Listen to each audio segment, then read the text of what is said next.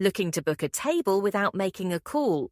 Whether you're planning a dinner out or exploring a new city, Google Maps makes it easy to find and reserve a table at a restaurant in just a few taps.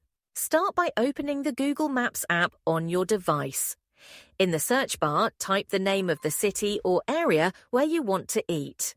Once the map loads, scroll through the menu options below the search bar and tap on Restaurants. You'll now see a list of nearby dining options. Some restaurants will have a Reserve a Table button next to them. This means they allow direct reservations through Google Maps.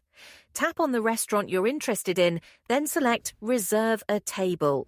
A booking window will appear where you can choose your preferred date, time, and number of guests. Once you've made your selection, confirm the reservation, and you're all set. Google Maps will save the details for you, and you may even get a confirmation email. Now you can enjoy a hassle-free dining experience without needing to call ahead.